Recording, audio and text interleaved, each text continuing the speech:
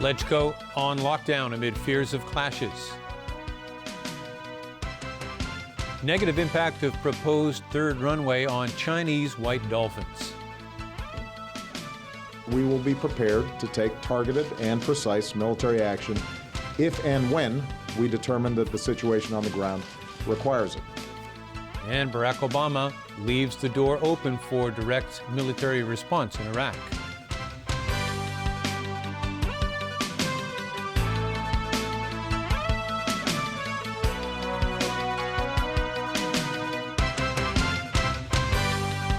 Good evening. Protesters for and against the Northeast New Territories development plan are making their presence felt outside the Legislative Council and the central government offices. A LegCo Finance Committee meeting to discuss the government's initial funding request for the project has now been adjourned.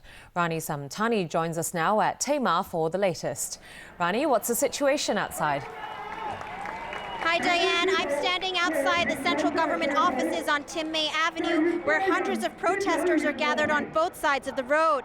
The police have closed off 3 lanes of traffic, and only 1 lane is open for drivers going towards Connaught Road Central. Earlier, the group of ralliers here watched the meeting live on a projector screen and were cheering every time lawmakers spoke up in support for them. It also seems as though more people have been joining the rally as they get off work. But even though the meeting was dismissed before a vote could be taken, ralliers are still out here enjoying the atmosphere. Here's a look at what happened earlier today. A war of words between supporters and opponents of the controversial project. Those for the development plan tried to drown out the voices of those who are against it by blaring out patriotic songs. Police tried to separate the rival groups. A group of farmers from Sheung Shui who will be entitled to compensation wants lawmakers to approve the funding request as soon as possible. Others, however, vow to stay put. We received at least around 50,000 opposing letters. So we think that government should really stop the agenda now and then to repeat the project. This resident from Kutung says elderly residents who have lived there for most of their lives are so worried that they cannot eat or sleep. The protest zone outside LegCo was closed today following last Friday's chaos. Some took their campaign to a new protest area further away from the building on Tim May Avenue. Some protesters tried to make their point in the middle of the road. Because protesters filled up 2 lanes of Tim May Avenue, police began to set up barricades near Connaught Road Central to prevent them from affecting more traffic. Also today, a group of pro-democratic legislators' assistants protested against a move not to allow them inside the LegCo building. The LegCo president, Mr. Zhang, he make a decision that we cannot enter and exit the LegCo building after 2:30. So we think this arrangement damaged our work to assist LegCo Legislative Council members. The Civic Party's Ronnie Tong explains why the assistants were barred. It is because from the CCTV tapes that we saw that certain legislators' assistants were making use of their passes with a map of LegCo and trying to test each and every door on each and every floor whether the passes will enable them to get through certain parts of the building. Now we fear that that may be the precursor of a planned attack of LegCo. He believes that relocating the protest zone today will help keep the situation under control. So far, police have arrested 2 demonstrators that were believed to be in the possession of dangerous weapons. There are around 800 to 1,000 police officers out here at the scene, and because the crowds of protesters seems to be getting bigger, police are now trying to get the group to move further down towards the Legislative Council. That's all from me for now. Back to you in the studio. Thanks, Rani. That was Rani Samtani reporting live from Tamar. Now, at the Finance Committee, there was no vote today on the Northeast New Territories funding request. Evelina Leung has that story. Heated debate at the Finance Committee on the $340 million funding request. But instead of discussing details of the proposal, the focus was on whether to adjourn the meeting or not.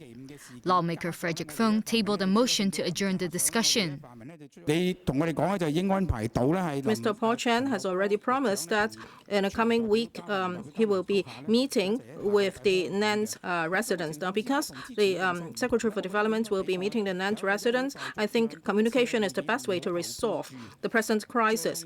So as for the application for funding for the advanced works of Nantes, I don't think it's the appropriate time for us to do that. However, LegCo's legal counsel dismissed Feng's motion, saying it had already been proposed and rejected back in May, so it could not be resubmitted again. Some then proposed adjourning the entire Finance Committee meeting. Committee Chairman Ng Sing called for a break to discuss that, but after the meeting resumed, the issue was not discussed further.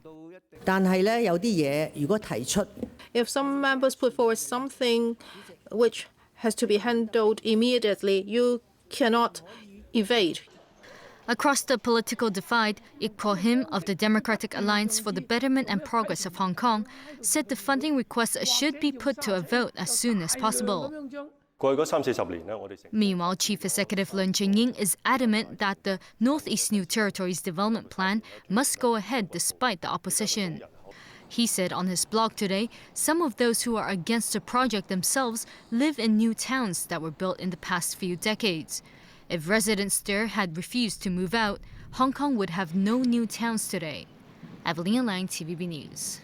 Now to other news. An environmental impact assessment by the airport authority on a proposed third runway says construction work will threaten the Chinese white dolphin habitat.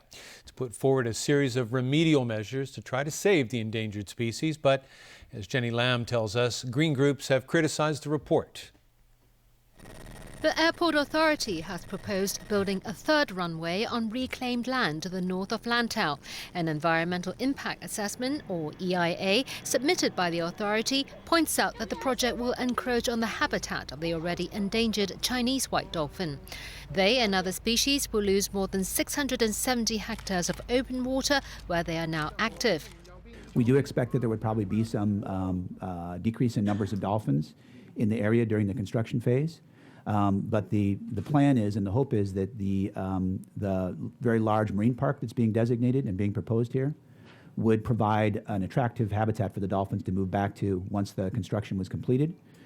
The marine park, covering 2,400 hectares of sea, will link up with the proposed marine park at Brothers Island and the existing Sha Chao and Lung Ku Chao facility. Other remedial measures include a 24-hour dolphin exclusion zone during construction and avoiding noisy foundation works and underwater explosions. It also recommends avoiding foundation works during the dolphins' breeding season from March to June. Airport Authority Chairman Vincent Lo described the report as comprehensive, but Green Group say it underestimates the negative environmental impact. The Dolphin Conservation Society said it does not address concerns that construction of a third runway will be close to a protected coastal area, and driving the dolphins into the marine park will make it more difficult for them to survive. The environmental impact assessment is available to the public for 1 month. Jenny Lam, TVB News. It is day one of civil referendum organized by the Occupy Central Movement. By 6 p.m., more than 230,000 people had voted on their views toward the 2017 chief executive election. But the government made it clear it will not recognize the vote. Stephanie Choi reports. Vote in the referendum to save our city, they say. Occupy Central says its referendum attracted more than 120,000 voters in the first 3 hours of voting, and the number continues to pick up. Surely that is not an official official referendum, but if a lot of people through positive action demonstrating their determination about true universal suffrage, I think any responsible government must be able to hear that and must listen to that and seriously consider the demand. Their website, popvote.hk, came under hacking attacks earlier, but it was working when voting began at noon. Members of the public can vote through a smartphone app or the popvote.hk website. Benny Tai said polling stations will be set up in various parts of Hong Kong on the 22nd and 29th of this month. He added further details such as the locations of such polling stations will be released later. The government once again made clear the referendum has no legal basis. A spokesman said in a statement that civil referendum does not exist in the Basic Law and our domestic legislation. Meanwhile, Chen Duer, a former deputy head of the Hong Kong and Macau Affairs Office, who now heads the state-run think tank, the National Association of Study on Hong Kong and Macau, voiced his opposition to Occupy Central. Speaking in Hong Kong today, Chen said there are people who are colluding with foreign forces to try to undermine one country, two systems.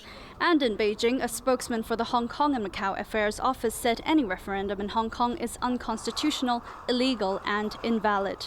Stephanie Choi, TVB News. And turning overseas now, the United States is stepping up efforts to quell the militant insurgency in Iraq, inching back into a fight it tried to leave behind.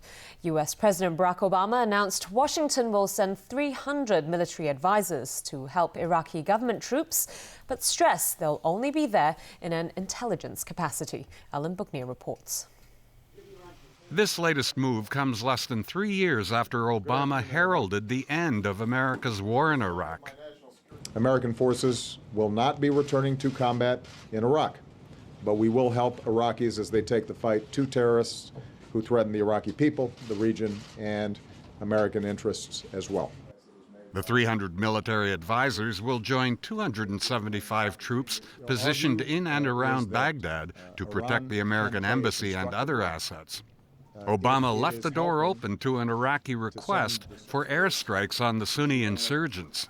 We will be prepared to take targeted and precise military action if and when we determine that the situation on the ground requires it. And Obama had a pointed message for Iran's Shiite Prime Minister, Nouri al-Maliki, who's been criticized for not being more inclusive of the Sunni minority in his government.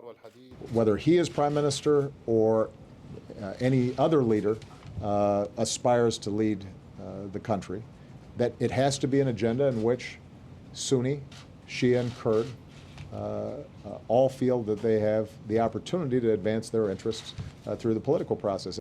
A leading Sunni tribal chief said Washington's decision to send military advisors will only make matters worse. Sheikh Ali Hatem al-Suleiman said the violence would end only after al-Maliki steps down. There's increasing pressure from al-Maliki's Sunni foes and even former Shiite and Kurdish allies for him to stand aside, saying they've been excluded from his narrow decision-making circle. U.S. Secretary of State John Kerry is expected to travel to Iraq soon to press the government to share more power. Alan Bookneer, TVB News. And still ahead in the news tonight. Ocean Park names new chairman. NATO chief accuses Russia of resuming military buildup along Ukraine's border. And Luis Suarez puts England on the brink of World Cup elimination.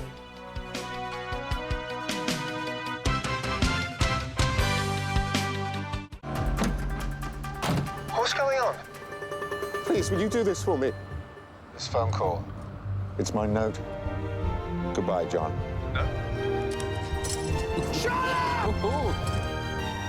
Monday, Sherlock Season 3 at 9:35 on Pearl.